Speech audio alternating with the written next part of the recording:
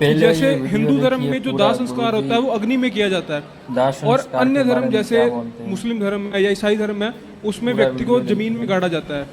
अब जो हमारे कुछ मुख्य गुरु जी ऐसे होते हैं जिनकी समाधि बनाई जाती है, तो ये क्या कारणवश है कि जो एक आम व्यक्ति है उसको दाह संस्कार अग्नि में किया जाता है, और जो बड़े गुरु हैं उनकी भी समाधि एज इक्वल टू ईसाई धर्म जिनको दबाया जाता है वैसे क्यों बनाई जाती है? ऐसा है कि हमारे यहाँ जब दशरथ जी की मृत्यु हुई, जी राम के पिता हैं, दशरथ जी तो राम के पिता जी हैं, बिल्कुल जी बिल्कुल। तो उनकी जब मृत्यु हुई तो उनके लिए भी अंतिम संस्कार लकड़ियों की चिता बना करके अंतिम अंत्येष्टि भरत जी ने की।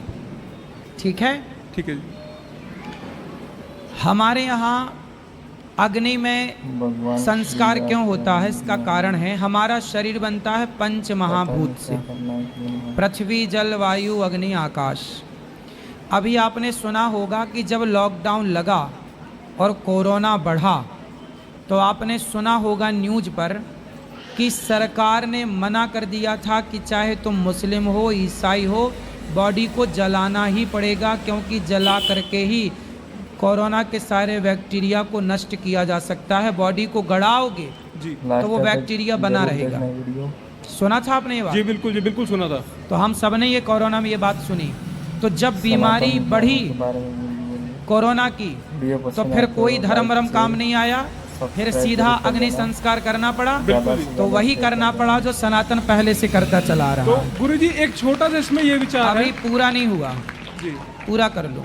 तो हमारा सनातन तो देखो साइंटिफिक सच निकला। बिल्कुल जी। अब आपने बात की कि संतों का, जी तो देखो सारे संतों का, अधिकांश संतों का भी संस्कार ही होता है।